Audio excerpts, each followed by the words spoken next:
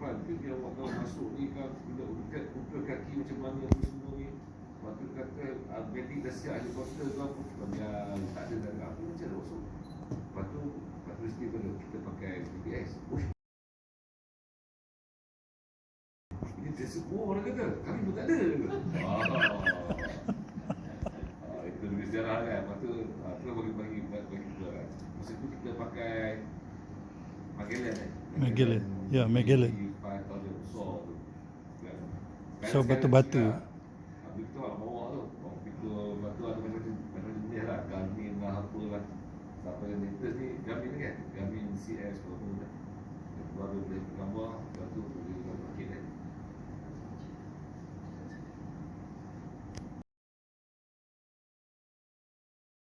Ni ada kapal ke dia awak tahu masuk ni kan bila ukur kaki macam mana tu semua ni. Lepas tu kata bedding dah siap helikopter ke apa. Dia tak ada dah apa macam mana masuk. Lepas tu mesti kita pakai GPS. Ini dia semua orang kata kami pun tak ada ke. Itu lebih sejarah kan. Lepas tu terus bagi keluar kan. Masa tu kita pakai Magellan Magellan. Ya, Magellan. So batu-batu. Habis tu orang bawa tu. Orang pikul batu ada macam jenis lah. Garmin lah apa lah. Sampai yang latest ni Garmin kan. Garmin CS berapa kan. Baru boleh gambar. Lepas tu boleh gambar kan.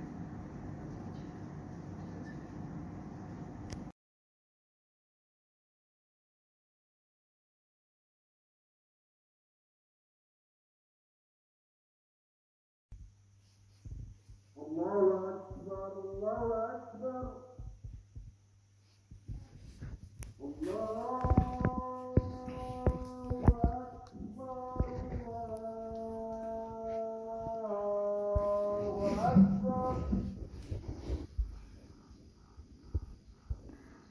أشهد أن لا إله إلا الله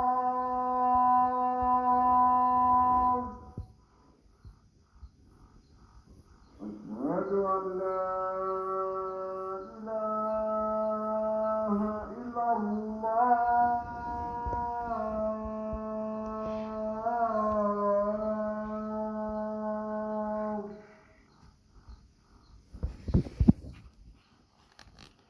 أشهد أن محمدا رسول الله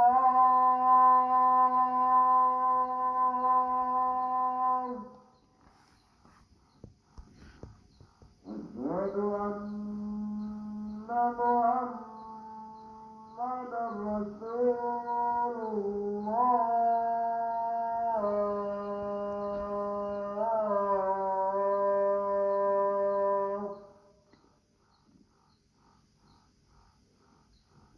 حي على الصلاة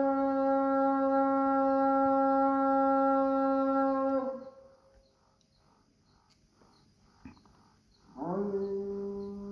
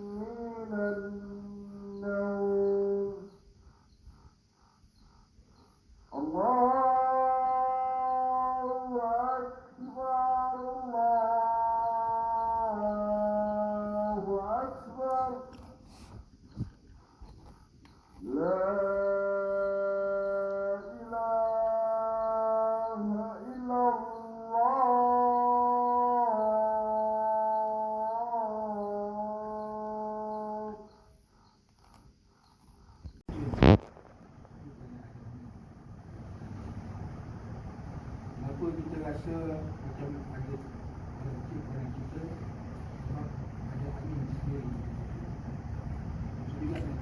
Wujudan Allah SWT itu tidak banyak wujudnya Allah SWT.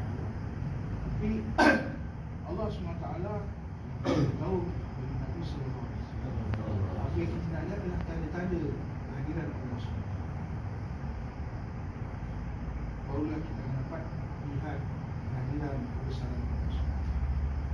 Dan disebutkan hanya paling besar bagi wujudan Allah SWT adalah diri kita sendiri. Bagaimana hari ini Allah SWT ada jadikan bila-bila manusia, tapi kita punya terjadi ini tidak ada satu pun sama. Ada dulu sendiri sekarang. Itulah tanda kebesaran Allah SWT. Dan bagaimana Allah SWT telah jadikan siang dan malam. Malam Allah hiaskan langit itu dengan bulan dan bintang. Matahari Allah hiaskan pada waktu siang dengan awan dan dengan pelangi yang berlaku. Jadi tuan-tuan Allah SWT, Allah telah jadikan kehidupan ketika di dunia ini sangat sementara. Kehidupan dalam masalah dan kehidupan nanti abadi itu sama. Untuk kalau itulah kita kena sentiasa berusaha lagi dalam supaya kebesaran Allah hadir dalam kita. Untuk masukkan kebesaran Allah SWT dalam hati kita, kita kena selalulah bercakap tentang kebesaran Allah. Kita selalu kita cerita tentang bola dan tentang rakan-rakan kita, tentang sendiri kita. Ambillah masa yang Allah SWT untuk kita bercakap tentang Allah SWT bila kita bersama-sama dengan Allah. Sebab apa yang cakap itu yang akan masuk dalam hati. Dan kita kena banyak dengar tentang cerita-cerita kebesaran Allah SWT. Kami peluang untuk kita mendengar tentang cerita-cerita tentang kebesaran Allah SWT. Banyak ahli dalam masa di surah-surah masa batin kuliah-kuliah. Kami peluang untuk duduk majlis berkenaan majlis yang mencerita tentang kebesaran Allah SWT yang menjadi Allah SWT. Majlis zikrullah ni adalah ibarat, majlis ini dilihat dari langit adalah ibarat kita melihat bintang-bintang di cahaya-cahaya. Dan mereka duduk bertingkat-tingkat tiga ke arah Allah. Dan mereka yang hadir dalam majlis ini akan dapat pengampunan daripada Allah SWT. Sama ada macam yang disebut semalam, sama ada kita duduk dalam majlis itu, ada golongan yang duduk sebentar, ada golongan yang lalu duduk akan dapat rahmat. Dan kita kena banyak doa pada Allah SWT supaya Allah SWT masukkan kebesaran Allah SWT dalam hati kita. Kemudian kalau kita hari ini tuan-tuan mendengar Allah SWT, kita hidup di dunia ini kita perlukan itu, tapi kita tidak perlukan dunia untuk ada dapat. Bagaimana hari ini sebuah kapal dia perlukan air untuk berada. Kapal itu tidak perlukan air itu berada dalam kapal. Kalau air masuk dalam kapal dia akan tenggelam. Dia tidak perlukan itu. Kita tidak perlukan dunia untuk kehidupan. Tapi yang paling penting jangan sampai dunia itu penuh dengan hati. Tenang dalam hati itu supaya kita bisa.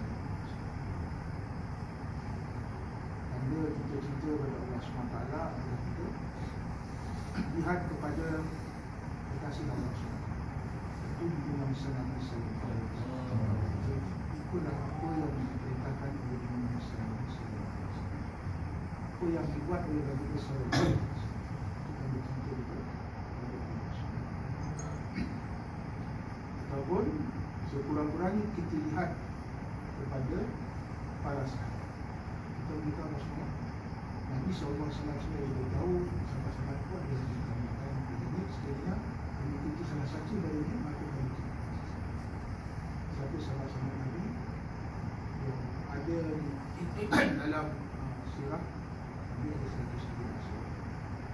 Siapa yang dapat title sahabat Nabi adalah mereka-mereka yang mana hidup zaman Nabi. Dia hadir dalam majlis Nabi walaupun seketika. Dia hadir dengan sahabat. Itulah sahabat-sahabat. Walaupun satu orang dia hidup di di zaman Nabi SAW, kalau tidak pernah berjumpa dengan Nabi SAW, tidak pernah duduk dalam majlis perhimpunan Nabi SAW, dia tidak boleh sebagai tabi. Ini tentang Allah SWT. Ada satu kisah di mana kisah ni zaman dahulu banyak disebut, kisah tentang Qais Amiri dan juga dia seorang tabi, dan juga putri Laila. Setengah-setengah orang kita dia biasa panggilan Laila dan Majnun. Banyak kisah Laila dan Majnun. Salah satu kisah dia bagaimana si Laila dia dengar dekat adanya orang sangat cinta tadi, nama dia Qais Amiri. Itu berjalan orang bagi dia sebelum Majnun. Maka dia perintahkan dayang tu supaya keluar bawa hadiah emas, perak, mata dan sebagainya kepada putera. Bagi hadiah ni kepada Qais Amiri dia lah. Kemudian bila dayang dia pergi dan dia kembali semula berjumpa dengan puteri Laila, maka apabila ditanya puteri, jumpa tak? Dia kata Qais Amiri Majnun. Maka dayang beritahu ramai orang mengaku dia adalah Qais Amiri. Jadi semua mengaku dia. Harta tu, hadiah tu semua dah dibagi-bagi. Dan satu ketika yang lain, puteri minta dia kembali ke kota membawa mangkuk di pisau. Dan dia suruh minta supaya siapa yang bernama Qais Amiri Majnun supaya hadiahkan puteri minta semangkuk perak. Bila sampai ketika itu di kota dan di bandar, maka dia telah mengumumkan permintaan puteri. Tak ada seorang pun yang puteri datang mengaku diri dia adalah Qais Amiri, kecuali ketika itu secara kebetulan Qais Amiri ada di situ. Dan apabila dia dengar dia bahawa sang puteri dia minta semangkuk perak, dia mengambil pisau tu dan iris tangan dia. Kemudian dia terfikir, mungkin puteri ni suka, dia tak nak darah pada tangan. Dia terfikir mungkin dia iris pipi juga, kemudian dia iris dada dia juga, dia iris kaki dia, sehingga akhirnya seluruh anggota dia luka parah, luka-luka lah kan. Dia tak ada darah, jumpa dengan sang puteri, dan puteri percayalah dia adalah Qais. Jadi ulama kita dalam kitab tasawuf mengambil tafsiran ini dengan menyebut bahawa itu menunjukkan tanda cinta yang sebenar Qais Amiri terhadap cinta. Itu juga hari ini kita sebagai manusia yang kita mengaku cinta pada Nabi, cinta pada Allah SWT, apabila kita dengar satu perintah Allah SWT, kita akan taat dan ikut apa yang Allah SWT sedang minta, kan? Jadi kalau kita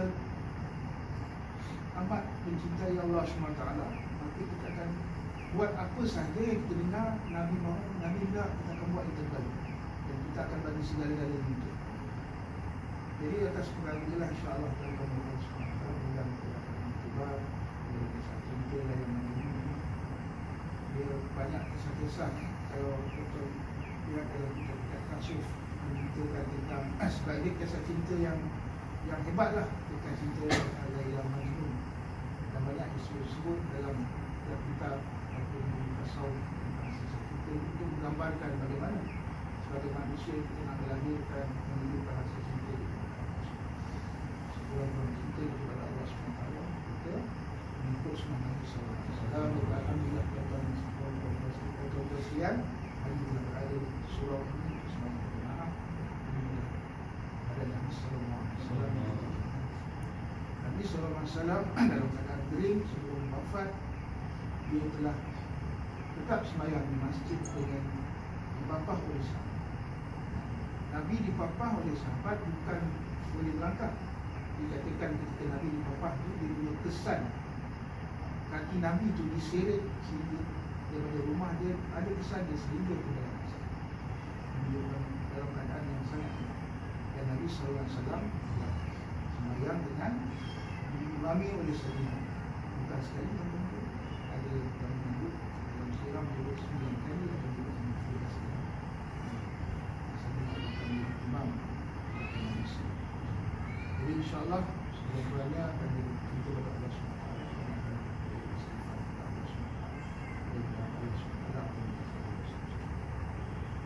dia jadi mudah-mudahan kita sama-sama terima dan kita amalkan apa yang baik insyaAllah.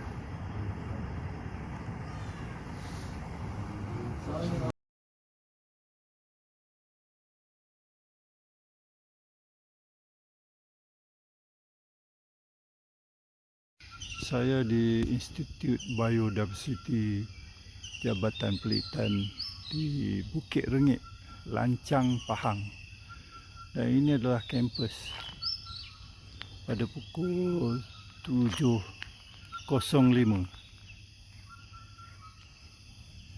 Ini accommodation, saya bagi 5 bintang.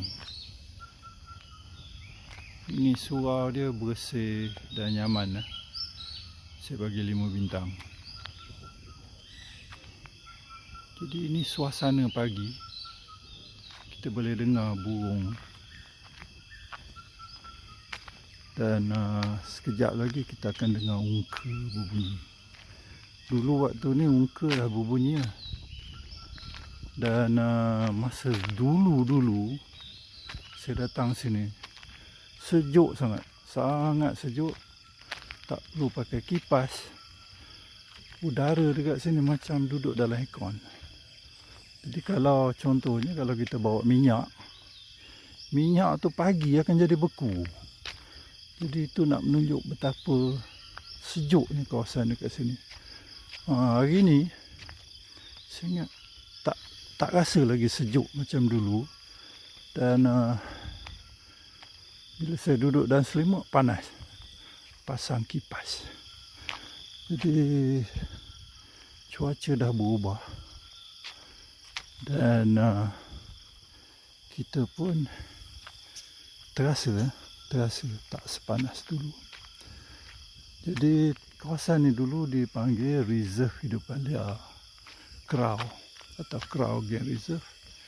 Dan pada hari ini telah dinamakan semula sebagai Reserve Hidupan Liar Tengku Hasanah.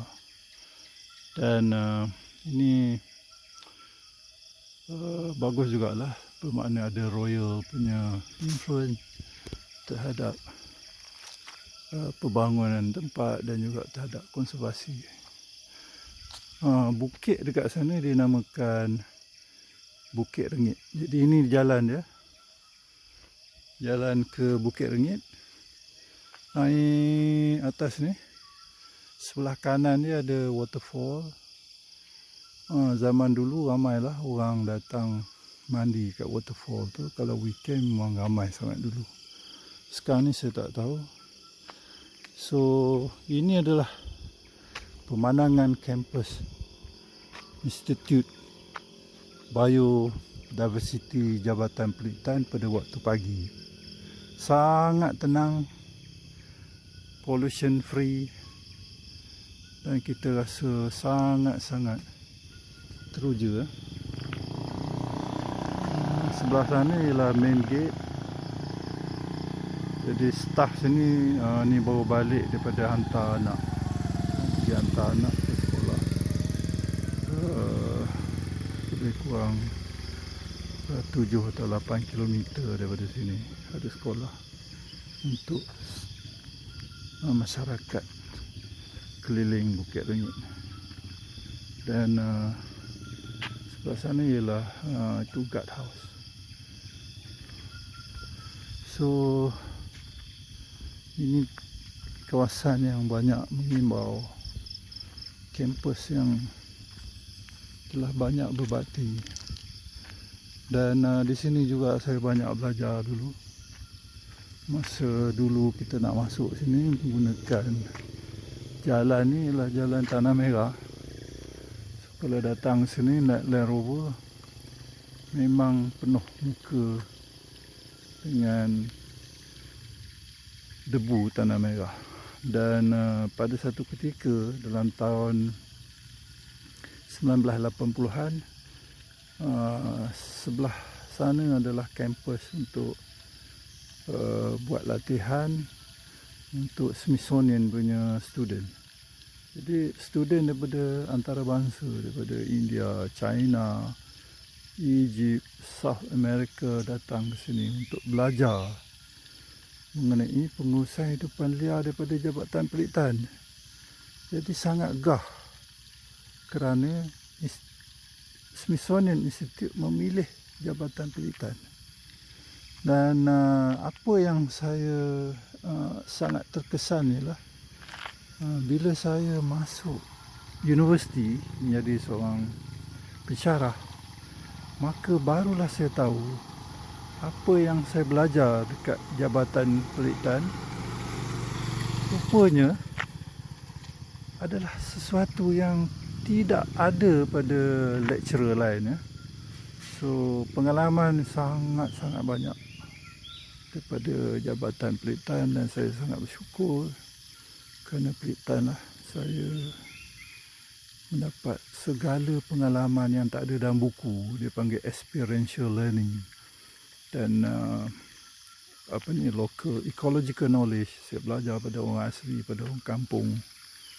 Maka ini adalah salah satu tempat training. Saya juga pernah menjadi tenaga pengajar bersama Dan King, bersama dengan Dr. Zakbar, bersama dengan arwah Bond, dan ramai lagi rakan-rakan saya yang tak ingat nak sebut nama. Ada juga kami panggil Dan Stone, dia pakar burung. Dan kadang-kadang kita panggil juga pakar burung yang lain, itu saudara Ismail. Dan antara peneraju yang awal kawasan ni, mereka seperti Zeti, Puan Zeti, dan juga arwah Bond. Dia ujung-ujung mereka menjadi husband and wife, duduk kat bukit sana, Bukit Rengit. Ada quarters dan ada lecture hall. Jadi kampus ni sangat besar dan sangat luas. The first stage kat bukit sana, ini dah second stage, dan ini adalah third stage, tapi bangunan kayu dah reput dan been pulled down. Jadi ramai sangat tenaga-tenaga pengetua yang telah tinggal di sini. Dan mereka ini adalah dipanggil saya panggil unsung hero. Hero-hero yang tidak pernah kita dendangkan, ya. Dan ramai berkorban jauh daripada family untuk mengajar ranger, mengajar budak-budak sekolah yang hadir untuk mendengar taklimat. Jadi hujung minggu kadang datang budak sekolah daripada KL, daripada Pahang, Selangor, dan negeri-negeri keliling ni. Kita ada environmental program di sini satu, dan satu lagi ialah di Kuala Atuk. Jadi pada satu ketika di mana environmental awareness sangat rendah, Jabatan Penelitian adalah peneraju yang pertama mengadakan environmental program. Dan perkara ni tak pernah di-highlight oleh mana-mana orang. Jadi untuk video ni saya nak beritahu ini adalah tempat kampus di mana berlakunya environmental program dan juga pengajaran kepada staff daripada conservation agency luar negara, di mana mereka datang ke sini di bawah kerjasama dengan Dr. Rudran daripada Smithsonian Institute, Washington DC. Jadi kalau tuan-tuan ada masa, datanglah ke reserve hidupan liar Tengku Hasanah untuk sekurang-kurangnya melihat kampus ini. Dan juga boleh pergi sana, belah kanan ada waterfall. Itu saja. dan jumpa lagi dalam video yang lain.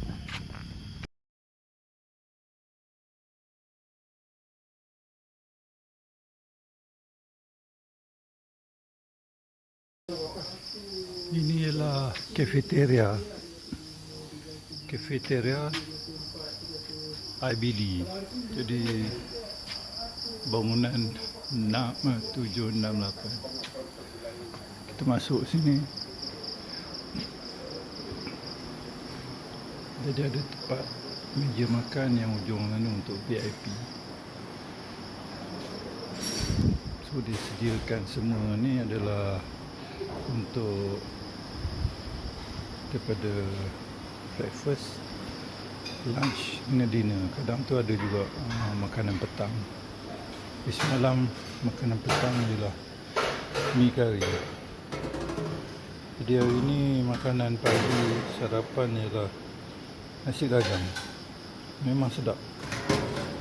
Saya bagi 5/5 nasi dagang. Ni lauk ikan air. Memang 5/5, memang sedap. Dan acar timun, nas dan juga carrot. Dia ambil air kat sini. Ada air panas, teh. Nampaknya dia tulis teh kat sini. Dan di sini simple, ada bakar roti dan ada kaya dan mentega, sana jam. Ni roti dia. Dia bagi Mighty Watt. Belum ada, dah ada dah orang makan.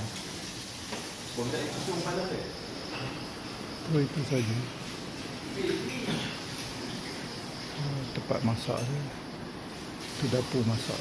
Memangnya kitchen, big kitchen. Masak.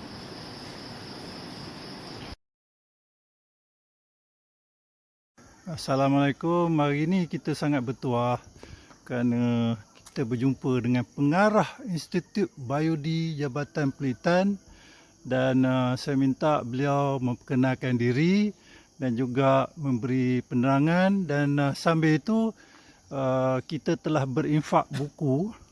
Ada 2 buku daripada tim saya yang di sebelah sana, dan sebelah sana ialah daripada Dr. Syahri dan diberi melalui Tuan Haji Zubir. Jadi silakan Haji. Bismillahirrahmanirrahim. Assalamualaikum warahmatullahi wabarakatuh kepada semua yang melihat video ini. Saya Haji Adi Irbanti Hanif, pengarah Institut Biodi Jabatan Penelitian. Kami sebuah institut juga sebagai pusat latihan lah untuk jabatan penelitian di bawah kajian persekutuan. Ya.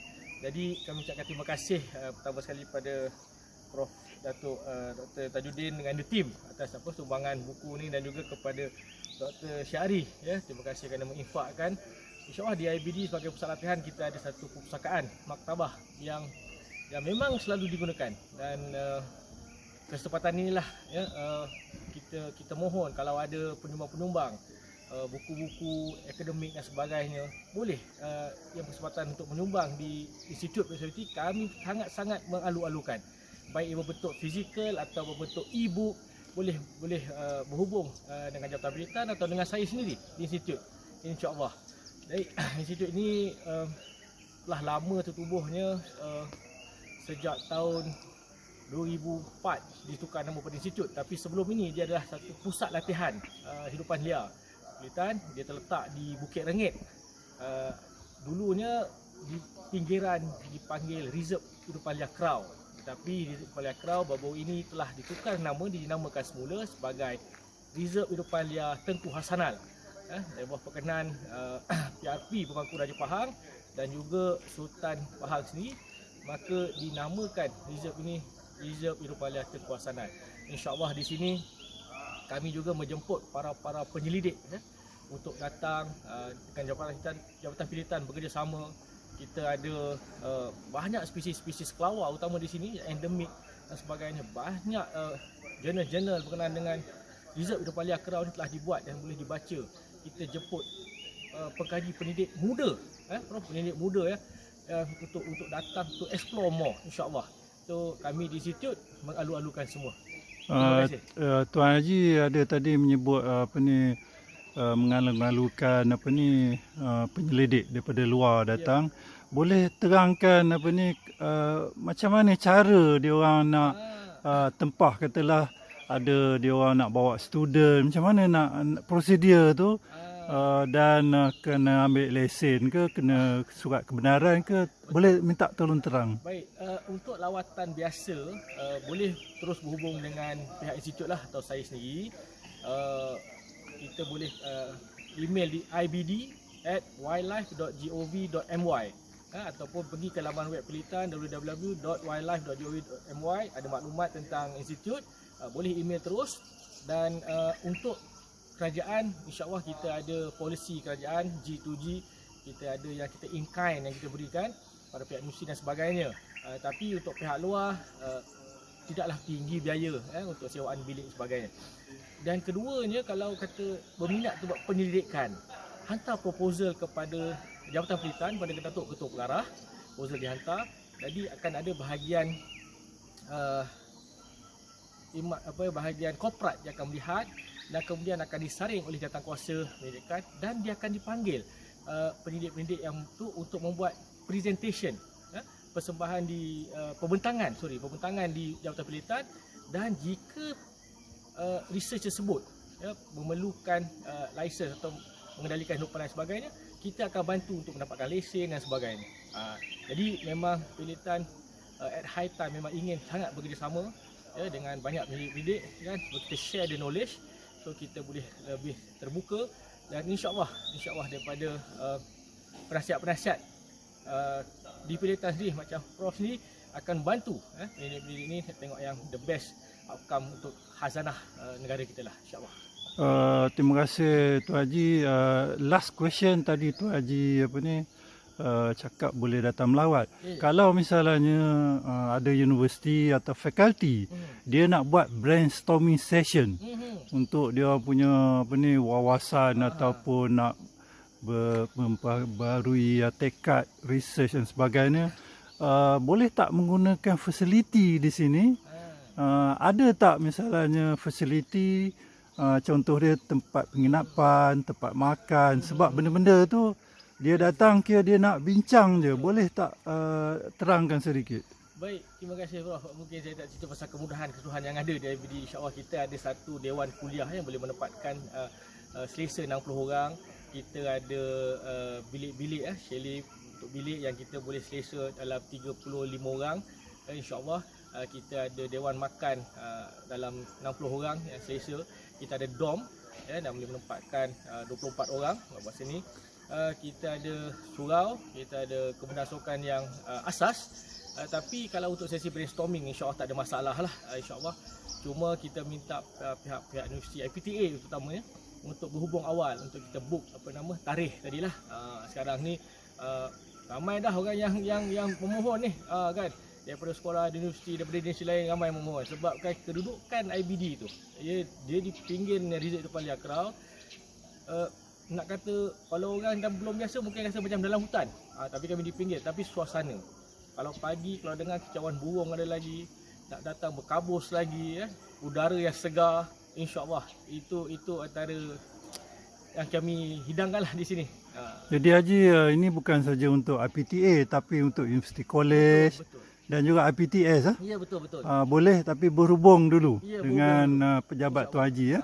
Ini terbuka, insya-Allah.